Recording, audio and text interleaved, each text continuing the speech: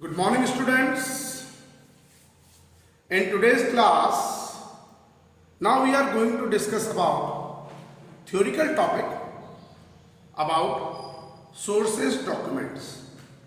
इसके नोट्स मैंने आपको प्रोवाइड करा रखे हैं, इसलिए केवल मैं नोट्स के अकॉर्डिंग आपको पढ़ा रहा हूँ, थोड़ा बहुत एक्सप्लेन करता रहूँगा। केवल आपको थ्योरिकल फॉर्म में ये सोर्सेज डॉक्यूमेंट्स क्या होते हैं, कितने तरीके के होते हैं, कितने टाइप्स के हैं, कहाँ पे कैसे कैसे यूजेस करना है प्रैक्टिकल फॉर्म के अंदर, ये हमें देखना है। बट अभी हम इसको थ्योरिकल फॉर्म में लेके चल रहे हैं। सबसे पहले meaning of sources documents. What is the meaning by sources documents? That means sources document is a written document which act as a documentary evidence of the business transaction. ये पहले भी हमने कर रखा है।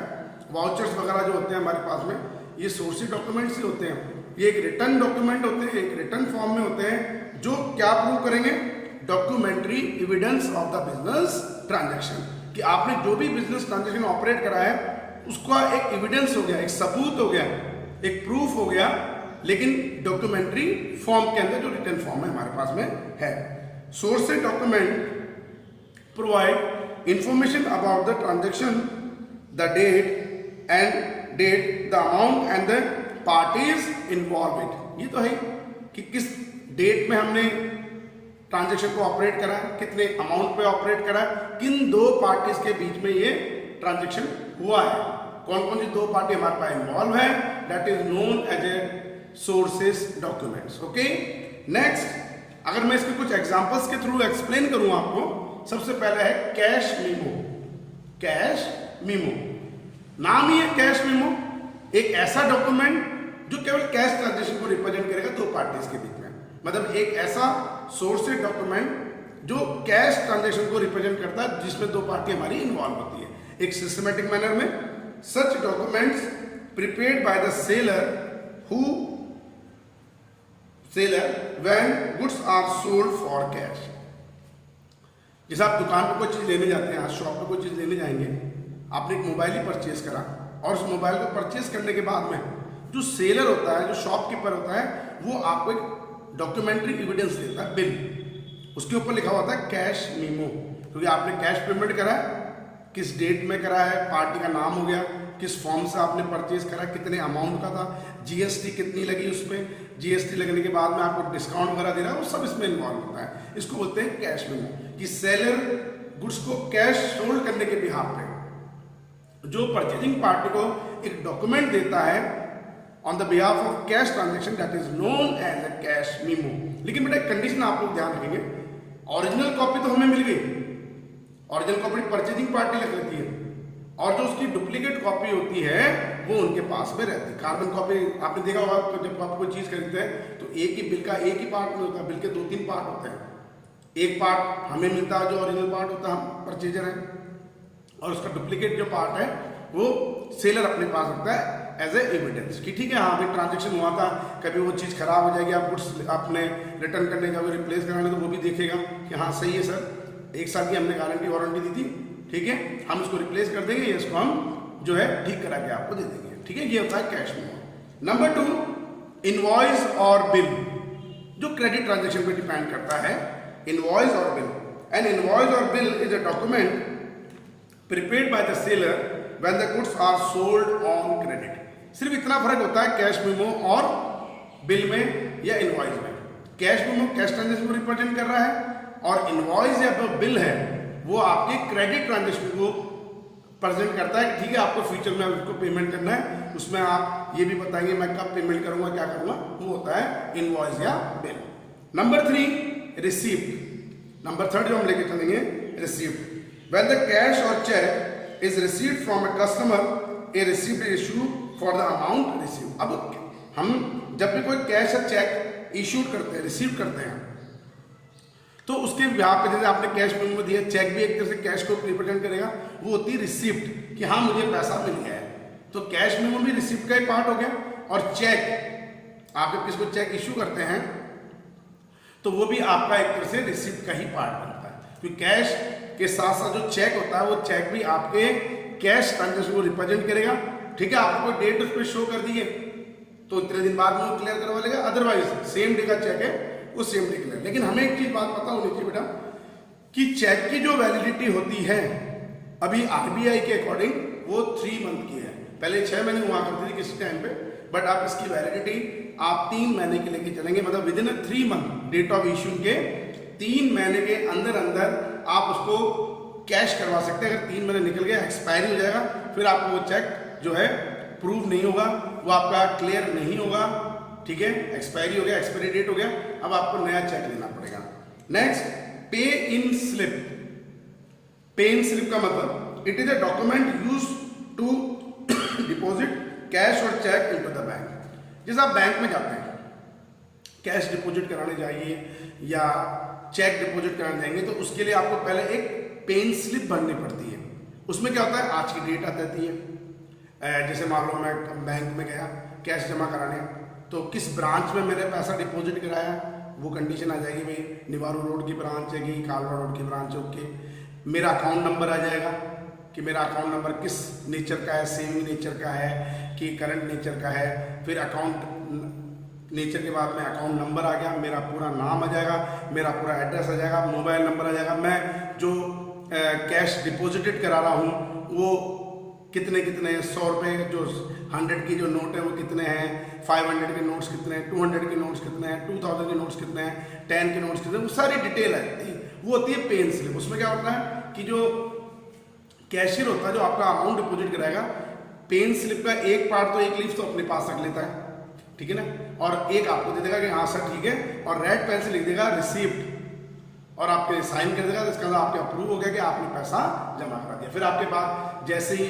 आजकल ऑनलाइन बैंकिंग है, हमें पता है नेट बैंकिंग चलती है, जैसे ही आप निकलेंगे आधे घंटे 1 घंटे 2 घंटे बाद में आपके पास मैसेज आ जाएगा योर अकाउंट इज क्रेडिटेड इतने रुपए।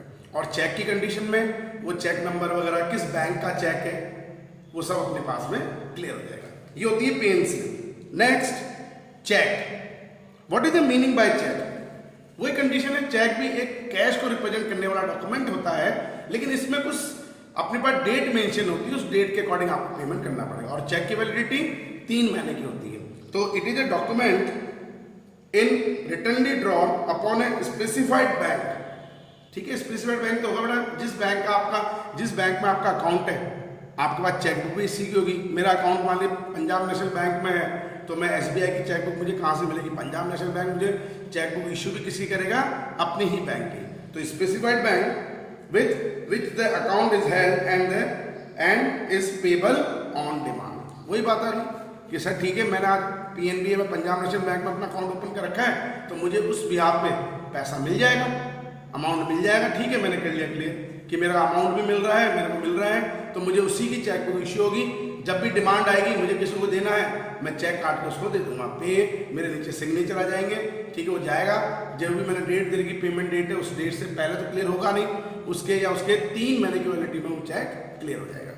Next, debit note. एक होता है डेबिट नोट, एक होता है credit note. What is the meaning bye debit note? It is a note sent by one party to another informing that the other party that his account is debited in the sender's bank.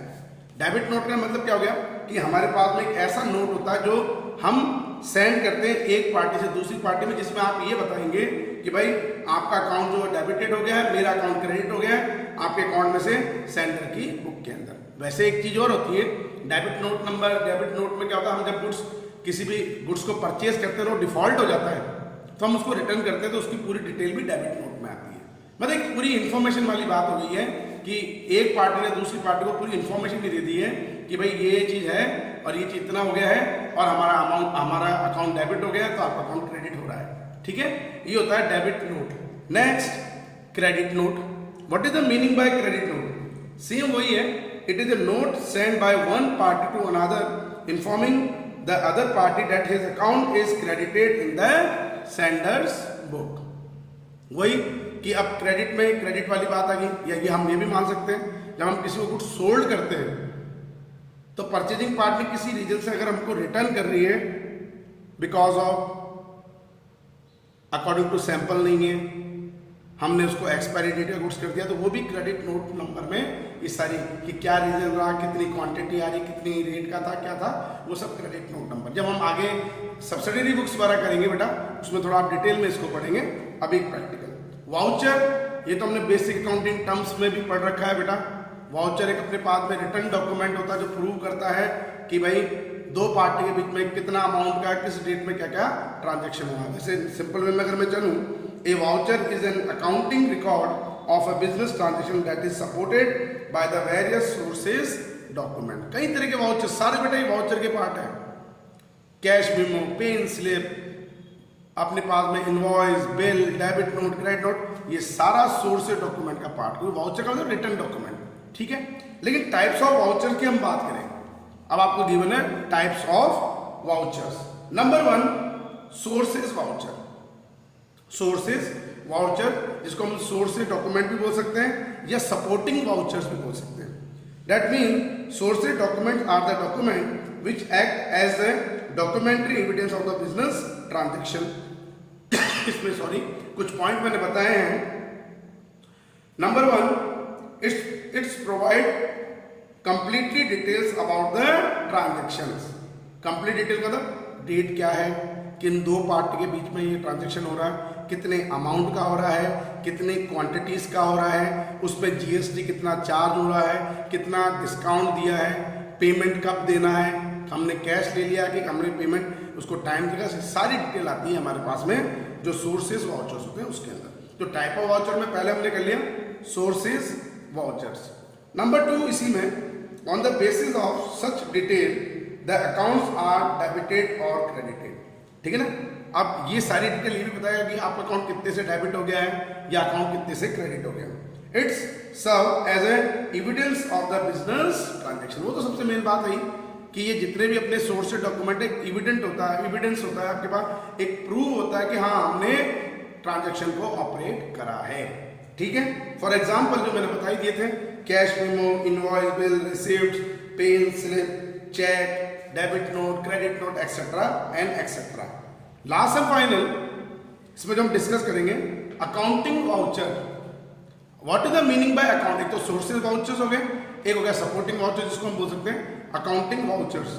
In order to maintain uniformity certain business organization prepare accounting voucher on the basis of source document and then record the transaction on the basis of sub accounting vouchers। अब ये सबसे important चीज होगी जो हम practical accounting process में follow करेंगे कि सोर्सेज डॉक्यूमेंट के बेस पे होता भी यही बेटा कि पहले आपने जितने भी बिजनेस ट्रांजेक्शन थे उनको आइडेंटिफाइड करा, आइडेंटिफाई करने के बाद में फिर आपने उसको रिकॉर्डिंग करिए। रिकॉर्डिंग से पहले मैंने आपको बताया था, जब मैंने आपको प्रोसेस ऑफ अकाउंटिंग बोला था, सबसे पहले आइडेंटिफिकेशन, देन इसको हम प्रेजेंट करते हैं वाउचर्स के अंदर, तो वो सोर्सेज वाउचर है।